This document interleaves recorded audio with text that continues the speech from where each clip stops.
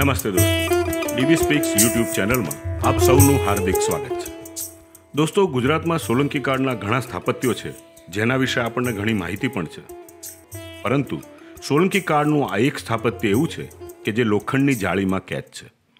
આ સ્થાપત્યને બનાવવાની શરૂઆત સોલંકી વંશના સ્થાપક રાજા મૂળરાજ સોલંકીએ કરી હતી અને તેને પૂર્ણ સોલંકી વંશના સૌથી પ્રભાવશાળી અને 7મા રાજા સિદ્ધરાજ જયસિંહે કર્યું હતું. આજના વિડીયોમાં આપણે આ સ્થાપત્ય વિશે વાત કરવાના છીએ. સોલંકીઓની કળા અને ધર્મનો પરિચય કરાવતું આ સ્થાપત્ય છે રુદ્ર મહાલય. રુદ્ર મહાલય વિશે એવી માન્યતા છે કે તે 7 માળ ધરાવતો પ્રાસાદ હતો અને તેમાં સોલંકીઓના ઈષ્ટદેવ શ્રી શિવજીનું સ્થાપન કરવામાં આવ્યું હતું. શ્રીસ્થળ એટલે કે આજના સિદ્ધપુરમાં આવેલું છે આ રુદ્ર મહાલય.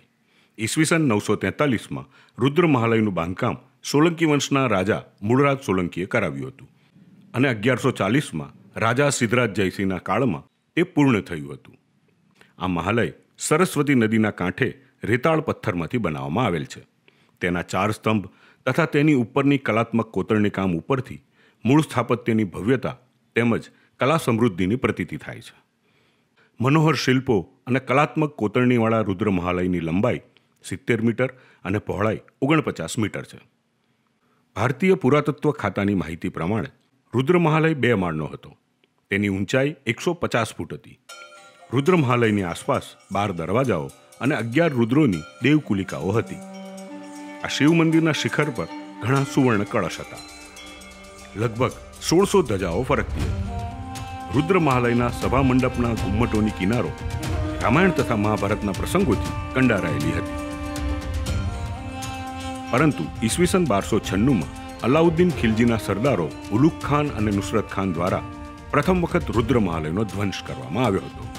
ત્યારબાદ ઈસવીસન 1414-1415 દરમિયાન ગુજરાતના સલ્તનત વંશના અહમદ શાહે રુદ્ર મહાલયને નષ્ટ કર્યું હતું અને મંદિરના પશ્ચિમ ભાગને મસ્જિદમાં રૂપાંતર કરી એને જામા મસ્જિદ નામ આપવામાં આવ્યું હતું.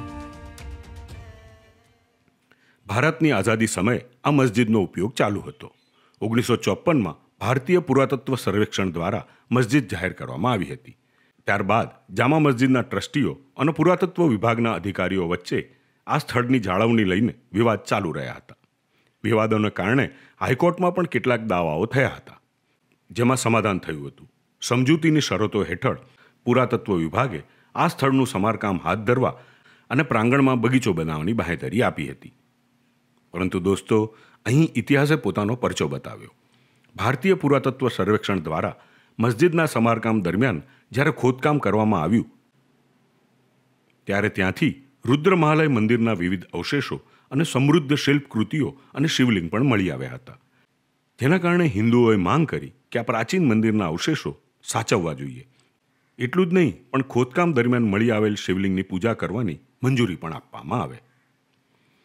ઈસવીસન 1979ની 6 સપ્ટેમ્બરના રોજ આ વિવાદે 2 કોમ વચ્ચે વિખવાદનું સ્વરૂપ લીધું.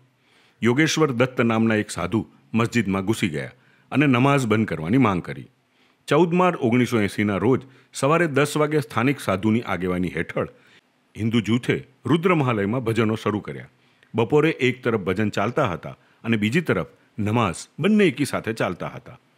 ત્યારબાદ સિદ્ધપુરમાં હિન્દુ મુસ્લિમ રમખાણો ફાટી નીકળ્યા હતા અને સિદ્ધપુરમાં તાત્કાલિક કર્ફ્યુ લાદવામાં આવ્યો હતો. આ ઘટનામાં 72 વ્યક્તિઓને ઈજાઓ પહોંચી હતી અને સિદ્ધપુરમાં કેટલીક નાની ઘટનાઓ બાદ કરતાં થોડો સમય શાંતિપૂર્ણ માહોલ રહ્યો હતો. જોકે 8 એપ્રિલ 1980ના રોજ સિદ્ધપુરમાં હિન્દુ મુસ્લિમ રમખાણોનો બીજો રાઉન્ડ શરૂ થયો હતો. શહેરના જુદા જુદા વિસ્તારોમાં સામસામે હુમલાના બનાવો બન્યા હતા અને એ જ દિવસે કર્ફ્યુ લાદવામાં આવ્યો હતો. ત્યારબાદ કોર્ટ દ્વારા હુકમ કરવામાં આવ્યો હતો કે કોઈને પણ રુદ્ર મહાલય પરિસરમાં પ્રવેશ કરવા દેવામાં ન આવે.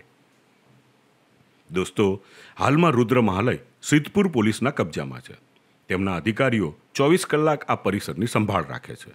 રુદ્ર મહાલય લોખંડની જાળીની અંદર સુરક્ષિત કરવામાં આવેલ છે અને પરિસરમાં એક પણ નાગરિકને પ્રવેશ આપવામાં આવતો નથી.